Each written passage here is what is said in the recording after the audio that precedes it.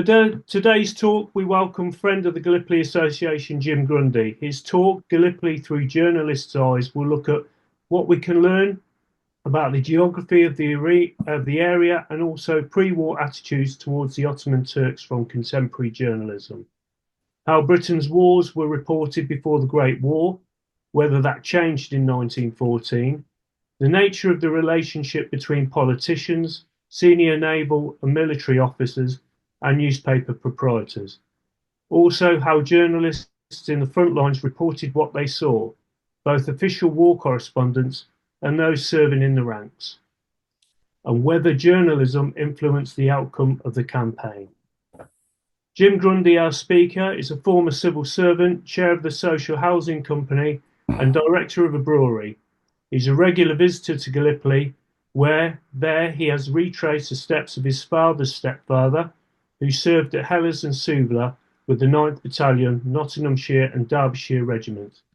He's also the author of Alive with Death, the first part of a three-part history of the campaign, Hell and Confusion, Gallipoli Day by Day, which tells a story from August 1914 to April 1915 in the words of those who were there, whether they're prime ministers, private soldiers, admirals, naval ratings or journalists. The second volume, Always Nearly Winning, which takes the story from May to August 1915, is due out later this year. Jim, who many of you will already know, manages a number of Great War themed pages on Facebook, including the fantastic Gallipoli 1915. We welcome Jim. Take it away, mate. Very many thanks for that, Warren. Good evening, everybody. Thanks for this opportunity to have a blather about Gallipoli to an audience that I hope whose eyes won't glaze over as they normally do when I start talking to people about such things. Anyway, so just to go back as to what Warren said, what we'll be covering is really what people knew about Gallipoli, about the Turks from pre-war times, the relationship between journalism and how journalists went around reporting the wars before 1914, the attitudes of some politicians and proprietors, whether things changed or what the impact of the outbreak of the First World War was, and then really the meat of it, what we actually understand about the campaign or can understand from the campaign based on what journalists wrote. And that's not just the official war correspondents, but the men who served in the ranks, which there were many.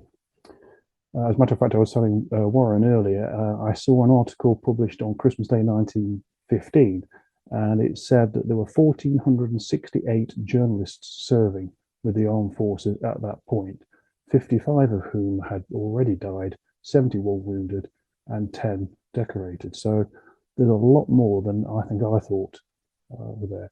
And then finally, did journalism affect the campaign at all? Okay, well, if we just start with some history.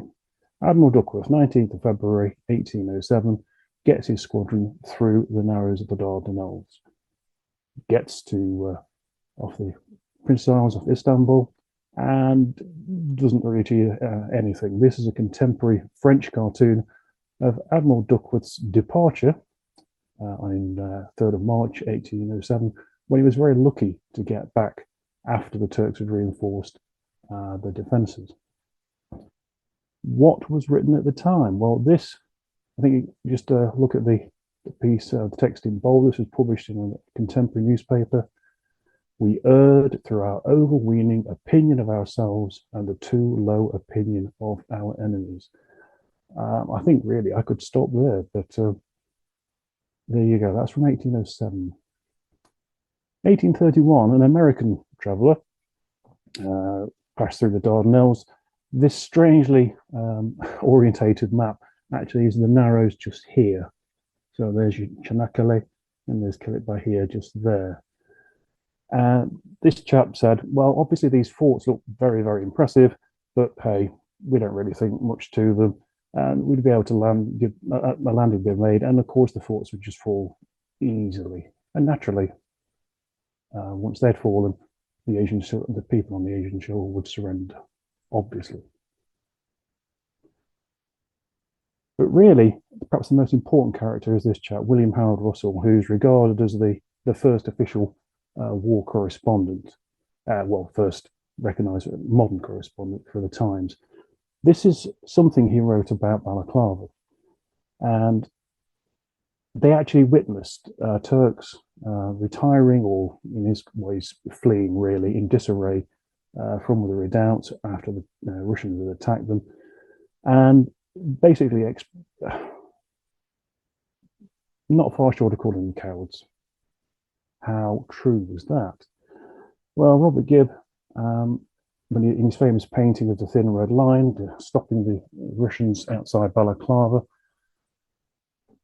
it's a very interesting painting. What you're noticing there is there's the 93rd Highlanders, there's not a single Turk, when there were more Turks there, by some margin, than Highlanders. There were some Turks, yes, based there, but some of those who had withdrawn from those redoubts after already putting up a resistance for 2 to 3 hours, massively outnumbered, reformed and held the line further back. And yet the reputation of the Turks thereafter was mud. Okay. More recent war correspondents. Bennett Burley was one of the most prominent. He worked for the Daily Telegraph. Allegedly had been some kind of spy for the Confederacy during the American Civil War, utterly loathed by Haig in Sudan. And he features in this little work, Chain of Fire, by a promising upcoming author called Peter Hart. And he apparently, Mr. Burley had this wonderful habit of being able to overhear a couple of Tommies passing him some bon mot, all the way from his cocktail cabinet, quite possibly. But only a cynic would suggest that a journalist could possibly invent a quotation or two. One of his sons, though, is at Gallipoli still, Lieutenant Bennett Burley. He died of wounds with the 1st 7th Lancashire Fusiliers on the 15th of July 1915. He is buried in Lancashire Landing Cemetery. So, in the Sudan, there was another little known chap called Winston Churchill, who wrote a very famous account of the reconquest of Sudan. Some of the journalists reported things like the killing of the Dervish wounded, which was pretty widely covered, but also this from a chap called Ernest Bennett, who talks about civilian casualties being caught up in that battle. Not all of that coverage was particularly welcomed by this chap, Kitchener. Kitchener really just thought war correspondents were in the way, they were a nuisance, and he really had very little time for them. And when we got to South Africa, that caused problems for all kinds of reasons.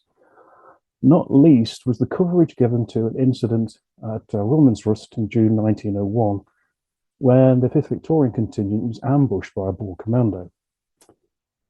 Now, their commander, acting Brigadier Colonel Stuart Beatson, blamed the Australians, and didn't just blame them, abuse them. And he called them a fat-arsed, pot-bellied, lazy lot of wasters. And as he saw an Australian officer writing down his words, and you can add dogs too. A couple of days later, when the Australians were given permission to get some pigs from a farm, he said, yeah, that's all you're good for. You can't kill with anything that fights back. And this caused, I think to call it ill feeling is understating the point amongst the Australians.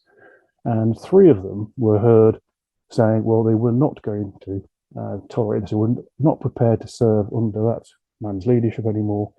They were reported, arrested, and convicted and sentenced to death for mutiny. The storm that broke in the press just there was significant. And from what I could see from my search on the Trove website on Australian newspapers, their story gets more attention than Breaking Miranda. The aftermath of that, Kitchener quashed the convictions and the men went home.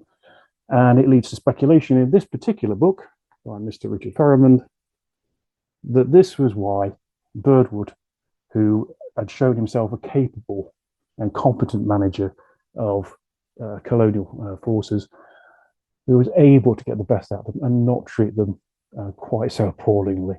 And that was something that Kitchener bore in mind when appointing the commander of the Anzac Corps. As for war correspondence, well, technology was moving on, and in the Russo-Japanese War, a chap called Lionel James hired a ship, got equipped with wireless, and was able to report almost, if you like, real time by wireless relay through to the mainland. This was not subject to any kind of censorship, wasn't channeled through the Russians or the Japanese. And the Russians made it apparently quite plain. They were far from happy with him about this.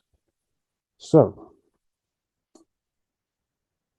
and some journalists also busied themselves whilst doing other things than reporting. This chap is Henry Charles Woods, as you can see, is in the uniform there of the Grenadier Guards.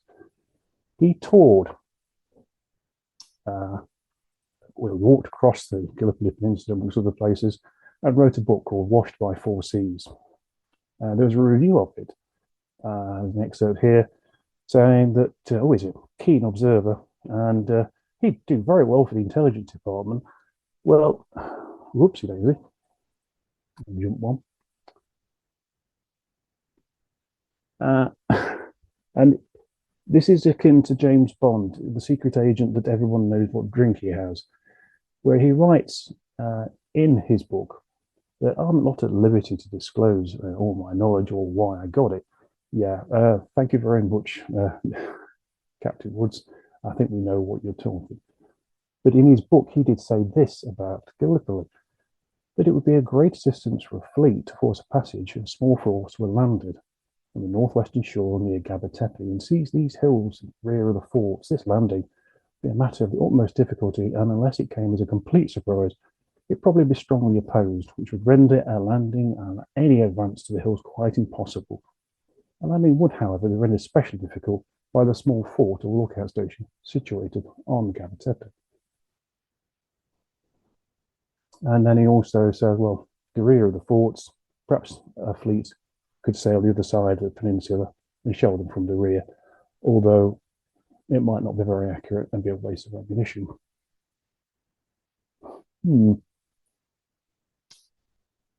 As regards the Turks themselves and the attitudes as to how good they were, competent soldiers, this man, Herbert Gerard Montague, was an officer of the Royal Fusiliers, and he enlisted in the Ottoman army and fought with them against the Italians during the war in Libya. And he reported a number of atrocities that can be done, but also said how good soldiers the Turks were. Montague was an interesting man. He was decorated by the Sultan during his time in Istanbul. He was involved and killed a man, tried and found not guilty. He later came back to England, was kicked out of the army for illegally enlisting in a foreign force. When war broke out, he did join the Royal Munster Fusiliers, got a commission, went to Suvla for a day before someone said, hang on, isn't this the chap who served with the Turks? Yoinked him out, managed to avoid, get back on the peninsula, gets himself wounded about 16th of August, and eventually got back home and is discharged. He re-enlists and is killed in the Somme in the ranks of the Oxfordshire and Buckinghamshire Light Infantry. And here's one of our main characters, a younger version, standing left there with a rifle. Ellis Asmund Barlett with his father during the Greco-Turkish War of 1897. He, of course, reported the Balkan Wars. And the Ottoman army he reports there was very, very poor. And he says that didn't think the men had even handled a rifle, and he never saw a Turkish machine gun. And in June 1914, Bennett Burley died. And I found this quite interesting piece in an Australian newspaper. And they seem to think that, well, with his death, does it really mark the end of war correspondence? because with the advances in technology, with wireless, is it really, can we really expect armies to want war correspondents around them again? Well, won't have long to find out. But what did newspaper writers, what did journalists know? David Lloyd George, in his thoroughly trusted and well-respected and open and honest war memoirs, said that he might be a cabinet minister, but they didn't know anything. They didn't know anything more than the average newspaper reader. And he claimed that Lord Northcliffe, then dead at the time of writing, had told him that, yeah, we know far more than you. Was that fair comment? Well, at the time, my local newspaper, the founding editor was a chap called Henry Morley. And whilst the European crisis was developing, as it was referred to, he wrote this in a piece published on the 30th of July, 1914. Now, I'm not going to read all that out, but that sounds like he knows what the Schlieffen Plan was. It will be a strike by Germany against France, and then they'll turn on Russia. So, unless a regional English newspaper editor was keyed into the intelligence services, I would suggest that Mr. Lloyd George saying we didn't know anything might be less than honest. So, now the war's begun, the French impose pretty stringent restrictions on what war correspondents can do.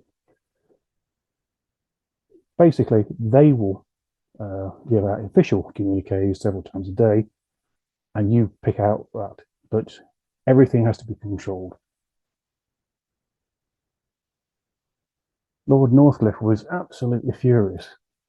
He was actually quoted as saying, because Kitchener certainly wasn't, I say, still a fan of war correspondence.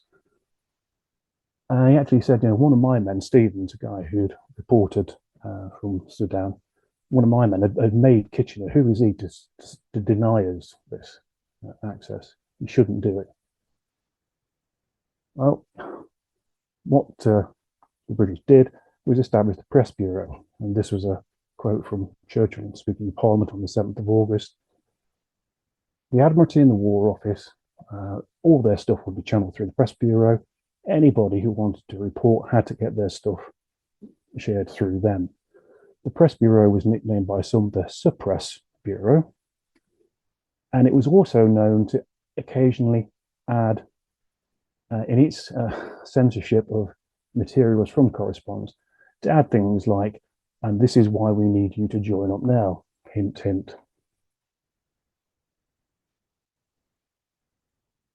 Anyway, because newspapers weren't satisfied, or there was pressure, political pressure to have more information about what was going on with the war. Obviously, people wanted to know. An official eyewitness, so-called, Colonel Ernest Swinton, was appointed in September 14. He's the gentleman standing on the right, as we see. Ernest Swinton's material, actually, I think, was not that bad. He's regarded as dry and not very good, but the man was no fool.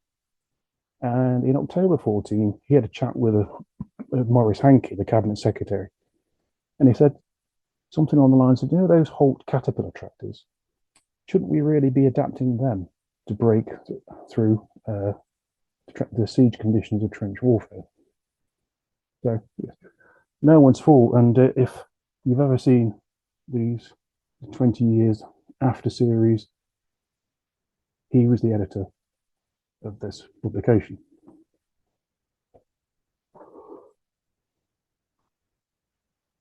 So, in Australia, the British had said to their dominions, yes, you can have a single press representative.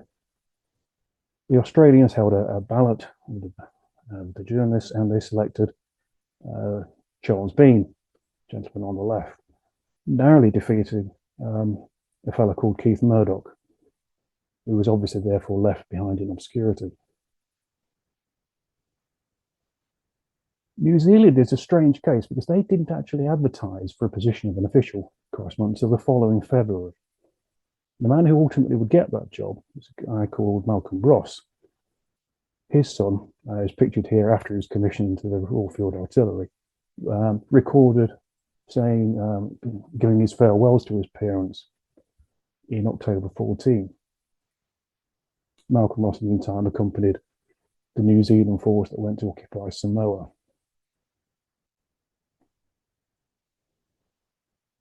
Now, the Australians, as we know, the Australians and New Zealanders, instead of coming to England or to the Western Front, stopped in Egypt.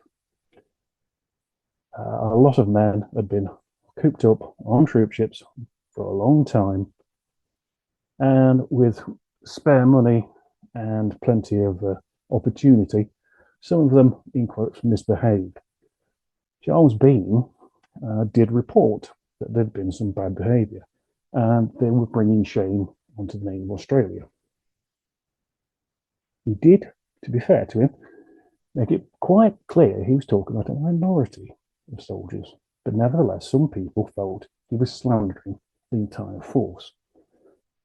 Now, other experiences were recorded by men like this. One of the journalists who enlisted in the ranks over at Richard of 11th Battalion, and he recorded out, apart from the marches and the uncomfortable life in the desert camp, occasionally they got sandstorms.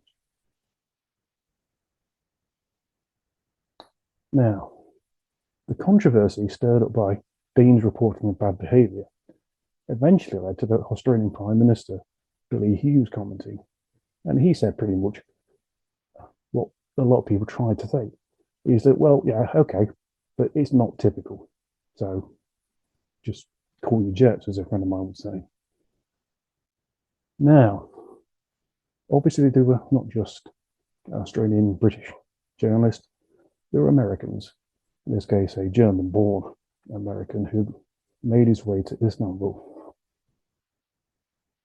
And in speaking to officials in the Turks, he reported why the Turks had got involved in the war, and basically saying, well, it's not because of great love of Germany and Austria-Hungary. It's basically, we think, if the Allies come and occupy Istanbul and control the Dardanelles, we'll never get rid of them. So they were choosing, it says there, the lesser of two evils. But Charles Bean,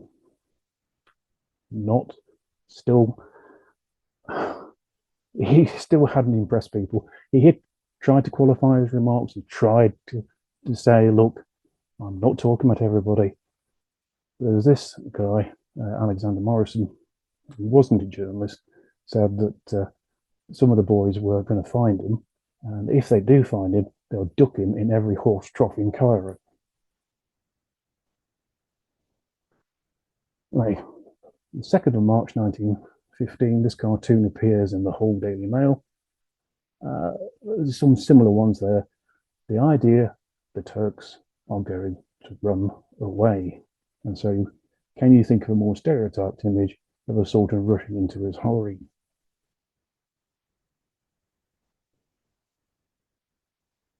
George Schreiner, previously commented, he went down to the Dardanelles and witnessed the shelling of the forts.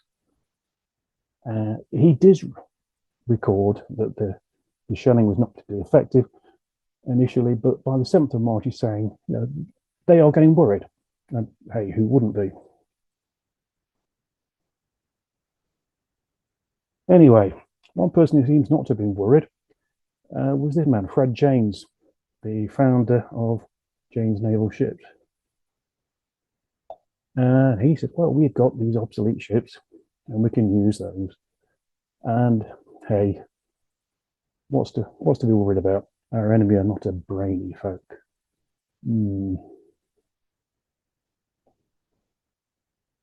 Now, as March comes along and the Australian 3rd Brigade begins leaving Egypt, bound for Lemnos, Charles Bean is told he can't go.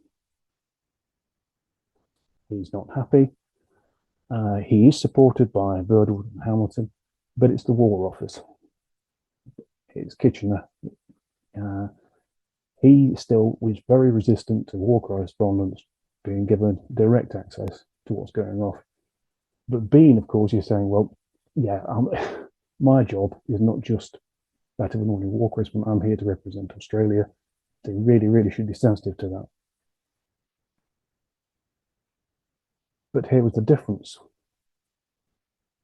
British war correspondents were going out there. And why? Because when it came to the Dardanelles, they came under the authority of the Admiralty. The Admiralty, of course, under Churchill, a former war correspondent, very much wanted war correspondents out there. Kitchener might not like them. Churchill had been one, and now Ashby Bartlett thought, yep, thank you, Churchill. You know what's going on. So, when the attempt is made to force the Dardanelles on the 18th of March, Bean isn't there, Ashby Bartlett isn't there. George Ward Price of the Daily Mail reports seeing the sinking of the Bouvet. George Ward Price in the 1930s became the favourite British journalist of certain Adolf Hitler. George Schreiner, meanwhile, after the bombardment, was allowed to go and have a look and records, his surprise at not really that much damage. The forts are intact, and as we know, so were the minefields. Meanwhile, back in Egypt, this guy, a New Zealand journalist, Leslie Sowell, recorded the arrival of the Maoris. And there are a number of accounts, very, very, very positive attitude towards the Maoris.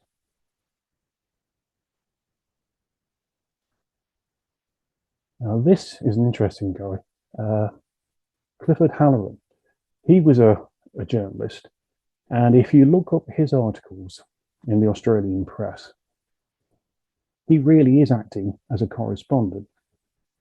Some of the letters you get, it's something that a journalist has joined up, and he's writing to his friends, perhaps his former employees, and they just reproduce his letter, a typical soldier's letter.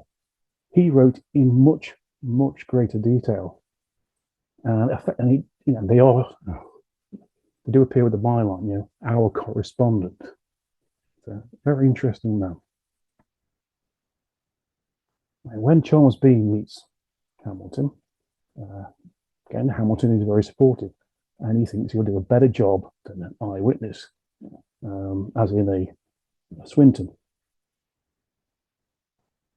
But the same day, if these Gallipoli diaries to believe, Hamilton says, hang on, there's details about going to the Dardanelles in the Egyptian press.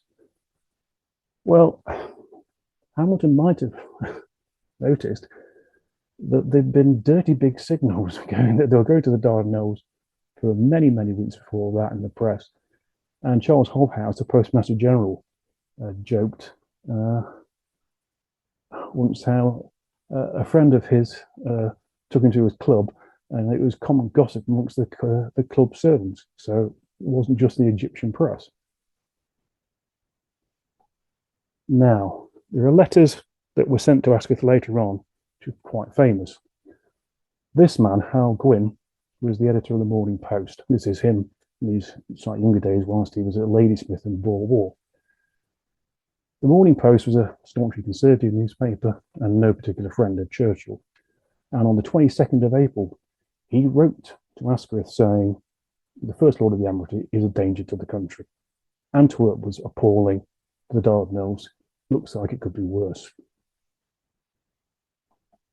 And as we know, on the 25th, landings were made. Cecil York, a New Zealand journalist, he records the early hours of that morning approaching the peninsula. And another journalist, an Australian in the ranks, again comes up with just some, let's just look at it to what he wrote about his time. Almost all our officers and nearly all our non-coms were wiped out. And these are two journalists who were casualties of that day. The gentleman on the left is Private Athelstan Neville Usher, who was killed with the 7th Battalion, the 25th. And the gentleman on the right, Captain John Carandini Wilson of the 3rd Australian Battalion, who was mortally wounded. He later died in Egypt. Taranaki, place in New Zealand, 2 journalists working there.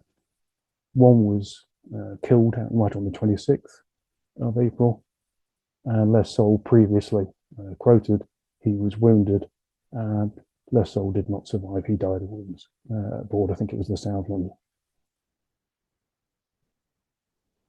But by common consent, the person who helped define the perception of Anzac was not Charles Bean, but Ellis Ashby Bartlett. Charles Bean was still, he was there, he was on the peninsula. He landed the morning of the 25th of April. Ashby Bartlett landed that night, but Bartlett was able to file his copy. Bean was not. It wasn't until later on that Bean was given the clear, all clear. And so Bartlett's report was the one that appeared first. It's about the earliest one, I think it was about 7th of May that appeared in Australia, and Bean was a week after that. I picked out this piece from Bartlett's first report because although it's interesting and very exciting, as it were, it also includes some utter rubbish, such as Turks being on the beach with a machine gun and the machine being captured. And we all know that's just not true. What did Charles Bean make of Ashby Bartlett? Well, Bean had been there, and he wrote that initially he was a bit jealous because, of course, he's there, but he can't write. Well, he can write, but he can't get it published. But when he finally sees what Ashby Bartlett's written, he thinks it's brilliant. Probably the finest of its kind ever penned by a war correspondent. And this is the first notice that appeared in the British press, published by the Press Bureau, Monday evening, that's the 26th. Just very brief details. It's an attack. It's all been successful, and it's going on. So that's not quite the stuff that going to stir the blood. What is the reaction of the press? Well, the Daily Mail, we congratulate the officers and men of the expedition who so gallantly effected its land at the Dardanelles. They've accomplished a splendid feat. But it goes on to say, we cannot congratulate the authorities who have planned the expedition, and before the position in Flanders was secured, diverted a large force to the prosecution of a secondary aim. Because, of course, this is coinciding with the Second Battle of Ypres. And that's a major issue. So you can understand the concerns there. The piece on the right is quoting the Morning Post, where basically Harold Gwyn's line that Churchill is a danger to the country is repeated. So he's basically just repeated what he wrote in the letter to Asquith, and it appears in the press. Meantime, Noel Ross, he reported seeing the fate of what did, of course, happen to some of the 7th Battalion, 7th Australians, on the morning of the 25th. And from where he was, you could see some of the boats that were on the shore and the casualties, and the fact that he observed them the following day, that some of them had been alive, but not before help could get to them.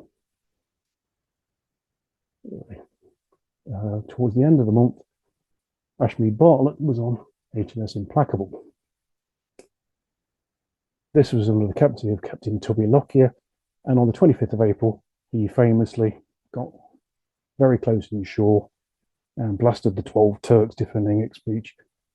And Ashby Bartlett went to see him, but Ashby Bartlett was very what's the word? He was saying how that Lockyer was very hospitable and would always encourage him to have one more drink. So he had far more drink than was good for him. I don't think Ashley Bartlett would have complained to him, which he rather enjoyed the better things. Now, if people like Ashley Bartlett went and spoke to people like Lockyer, went on the ships, went ashore again for a bit, Bean thought that wasn't the job. That wasn't the way of working. What you needed to do is to get and talk to the men, and that's what he did.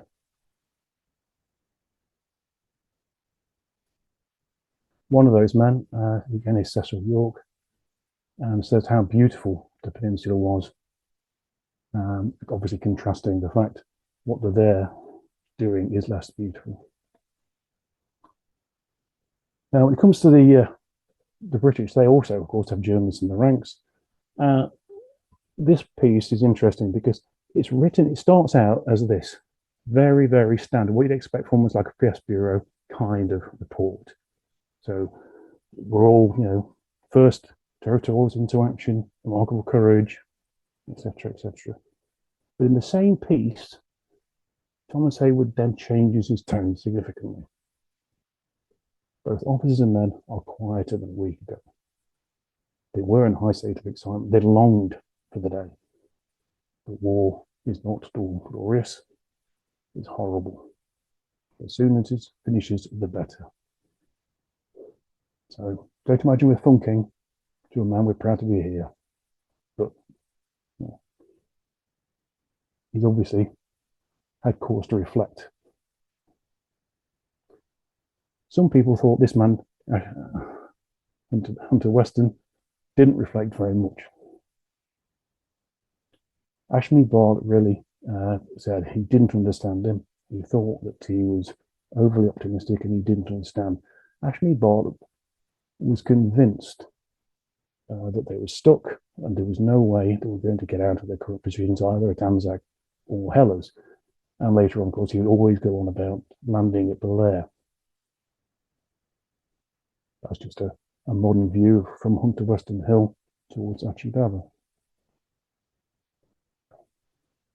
This is one of the photographs that Charles Bean took of the Krithia Road, with Achi Baba just away onto the right, in 1919. And it's here that Bean has his reputation redeemed within the Australian forces, because he, without shadow of a doubt, was a brave man, accompanied the forces trying to advance up initially just to the British line. This is a statement by a wounded officer. So yes, he was respected. Another man wounded on the 8th of May, George James, has read Bean's articles and absolutely backs him. So, on 19th of May, of course, the Turks make a huge attack at Anzac. And here we see a photograph of the aftermath of the truce on the 24th, burying the dead. And this is what one Australian journalist in the ranks thought about it all. And that, I think, you should take a little time to read. I will admit I was delighted with the slaughter. That is not necessarily Wilfred Owen. Now, talking of, mentioned before, the American journalists were there. This gentleman was one of them, Raymond Swing. He was a Chicago newsman, and on 24th of May, he was traveling down the Marmara on a ship. It was stopped by the British submarine E-11, and he had a chat with the British crew, and said, who he was, what he was doing. And so they said, have you got, what's your cargo? And he said, oh, I don't know, I'm just a pressman. Well, he knew damn well there were guns on it. So the British told them to take to the boats, sent men aboard, and demolition charges were released, and the ship went down. Swing and everybody else survived, got to shore. But obviously, there were more than just British submarines active in the area.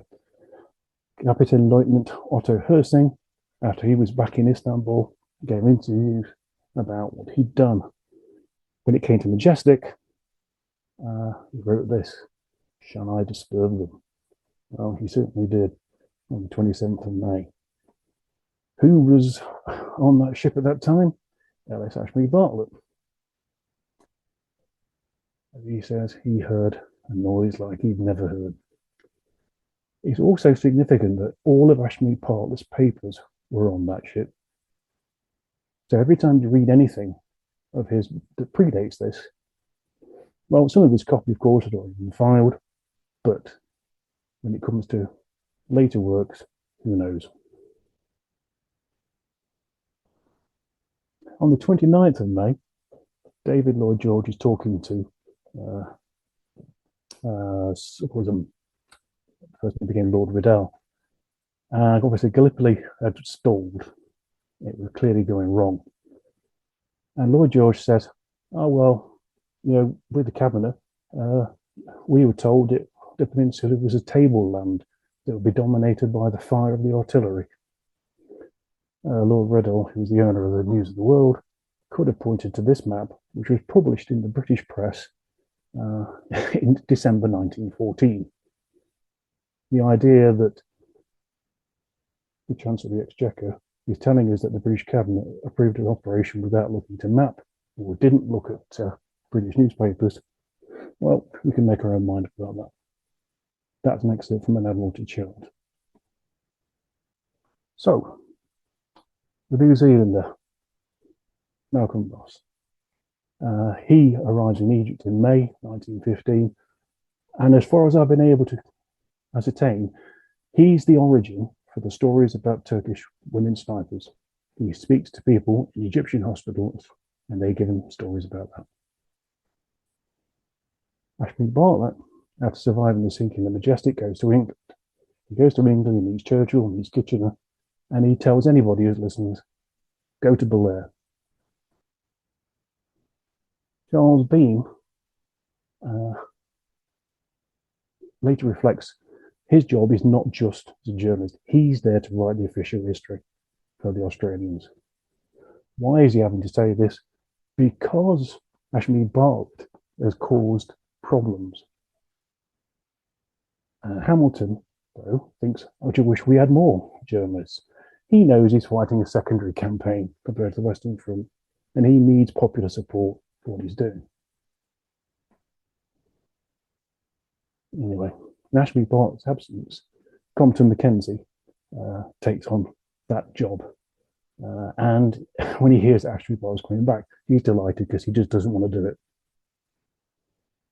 But when Ashby Bartlett does get back, you can read in his book, he feels he really doesn't like Ashby Bartlett one little bit. And he just says, you're on about Belair. I just wish we'd almost be worth landing there just to shut him up. And because Ashby Bartlett has caused issues by discussing things, telling everybody it's going wrong back in England, they're trying to control what's happening. And they're asking all the journalists to sign an oath. Bartlett thought it was absolutely stupid and signed it and flung the pen down, according to Compton Mackenzie, saying something like, yes, well, it's all part and parcel of the idiotic behaviour of GHQ. Back on the peninsula, Cecil York, the journalist, is reminded of home and sheep with the Indians. He's killed on the 10th of August. From what I've been able to ascertain, there's at least 36 journalists who were killed or wounded at Gallipoli, and he's in Embarkation Pier Cemetery. On New Zealand journalist John Dunn was sentenced to death on the 18th of July. This is the sentence being read out for sleeping at post. The sentence was not confirmed, but he was killed shortly afterwards at Chinook Bay. Anyway, Compton Mackenzie, he recorded the opening of the August offensive, the guns at Helles for the diversionary operation. What you won't get accounts of what happened to the 4th Battalion, Derbyshire Regiment, in that afternoon. Was it 16 officers, 752 men killed, wounded, and missing in an afternoon? Ashmead Bartlett records the 11th Division's departure from Imbros. To these tents will we see them again, including my dad's stepdad. Bean doesn't get to see firsthand what's happening because he gets wounded. He gets a bullet in his thigh, and so he's out of action for a few days. I believe that bullet stayed with him for the rest of his days. Malcolm Ross's journalism is, I don't think it's quite interesting that he uses him recording the counterattack on the 10th of August. What I've done in the past is just looking for accounts of what these people described. When I was looking at this talk, it's seeing when it's published, this stuff isn't coming out for him 2 months after it's happened. It rather defeats the point of news. He later gets extensive criticism. And it's a question I need to answer. Why was his stuff so long? That's Ross in the middle, Lester Lawrence on the right, and Henry Nevinson, British veteran correspondent, on the left. Nevinson's wounded at Suvla on the 21st of August. His skull is exposed by a shrapnel wound. Meantime, Ashmead Bartlett is pitching a book proposal to his agent on the 26th of August. He always lived beyond his means. In February 1915, he was at a bankruptcy court. He had assets of nil, liabilities of over £4,300.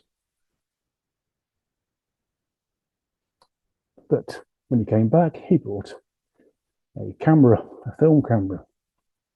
On the 2nd of September, he goes with the official photographer, Ernest Brooks, and filming a trench where people are sitting around is not that exciting. So they encourage them, the people there, go, look like you're fighting off a counterattack or something. Eventually, some of the soldiers start firing, and enough of them fire to attract the attention of the Turks, who fire back. And then the Turks had some artillery. So eventually, there's a little miniature battle going on, and brigade headquarters contact them like, what the hell's going off? It's just film. Also, at that time, Ashmead Bartlett goes around to see Sir Brian Mahon, and Mahon is not a friend of Hamilton, far from it, and so it's more fuel for the fire of Ellis Ashmead Bartlett really disliking Hamilton. This is their war correspondence camp on Imbros. And this is where Ashmead Bartlett meets Keith Murdoch. And Keith Murdoch's somebody needs to be told. Ashmead Bartlett writes a letter, gives it to Murdoch. Bean likes Ashmead Bartlett's journalism, but he always says he always wants to improve on the truth. So it's exaggerated. He likes it, he respects it, but he thinks he exaggerates it. Braithwaite, the man sitting next to Hamilton on the left there, he gets to find out that Ashmead Bartlett has written this letter, and this is the exchange that they have, which Ashmead Bartlett records. Now, he doesn't tell him who's dobbed him in. Dr. John Bourne says Nevinson had reported, and I've read speculation that it might have been Malcolm Ross, but it doesn't really make too much difference. That was Ashmead Bartlett's time ended. And when Keith Murdoch arrives in London, he meets Maurice Hankey. And Maurice Hankey records this. Very unusual language for a career civil servant. A horrible scab. So the Dardanelles Committee, of course, Hankey's secretary of, discusses Murdoch's letter. And you can clearly see Hankey's not a fan. But he does recall Bonar Law, who Ashmead Bartlett had met in June, saying, well, yeah, okay, it might be journalese, it might be exaggerated, but is there an underlying truth? Now, Bonar Law was coming out strongly in favour of evacuation. Back on the peninsula, the men who were there are being thinned out dramatically by disease. Trooper Bluegum, as he was, Lieutenant Oliver Hogue, being one of them. Not all fun in Istanbul. John Reed, the American journalist, recorded there were some fights between the Americans based on the USS Scorpion and the Germans there, including one who, after braining a German officer with a beer mug, was transferred as being unfit for diplomatic service. To George Riddell, the News of the World proprietor, he recorded that when Ashby Bartlett came back, and the fact that accompanied the news that so was Hamilton. Now, the rumours about the ending of the campaign were discussed in the House of Lords, and when that happened, some newspapers like Harold Gwyn didn't report that, whilst the Northcliffe press did, leading Harold Gwyn to write to Asquith again saying, "We're playing the game, why isn't everybody else?" Murdoch went to attend one of Ashby Bartlett's illustrated talks. He began a nationwide tour, and then later off went to Australia, New Zealand, and the United States. Murdoch says, "I met Ashby Bartlett in the trenches at Anzac under heavy shell fire." Under canvas in Imbros might be more accurate. But not everybody appreciated some of the things that the likes of Ashby Bartlett were saying. This was the Dunedin Chamber of Commerce motion condemning him. And this cartoon appeared in the New Zealand paper, dated 13th, called the Gallipoli Croakers. It includes Ashby Bartlett, suggesting that they're asking people to abandon their boys on the Gallipoli Peninsula. Anyway, so Kitchener arrives at Anzac on the 13th of November. Bean reports that he gets a spontaneous and genuine warm welcome by the Australian troops. Now, with all these rumours at the end, people reflect on its beginnings. One professor at Trinity College, Professor Edward Culver, was not impressed that he said, "Well, from what you can read, you wouldn't believe that the Dublins or the Munsters were there." This became a common complaint, not just from the Irish. The way the censorship works, you don't necessarily mention battalions or specific units. So, in quotes, the Australians can be reported. It's not a snub to anybody else, but it is perceived as such. And there's one letter from a soldier local to me, wrote after Messine, "Why are they always on about the Australians? You know, we're there." Well, it's easier to refer to a national contingent than it is a particular, the 38th Brigade or something like that. So, by now, winter's coming. And this is another journalist recording that change. Snow, because as we know, every time there's a weather forecast, and there's snow, you have to see it because you can't visualize it. And this is Henry Nevinson's account of that storm. He also records, and this is published before, just after Anzac and Suvla evacuated, but before Helles, about the silent periods. This is published on the 28th of December. He's writing on the 14th.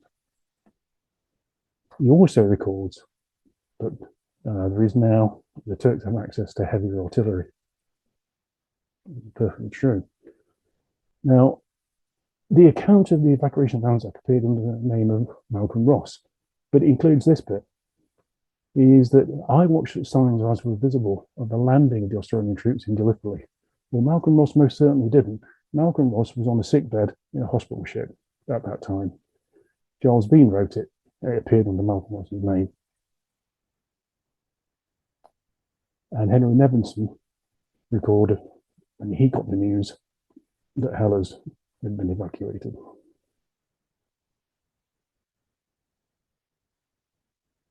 In 1916, John Masefield writes his account. "We didn't lose," he says. If you read the very last page, it's very interesting. And Nevinson, again, reflecting on the fact that now this ended, people will still be visiting this scene. He was reflecting, some people spent their time deflecting, and some of us write about it. Thank you.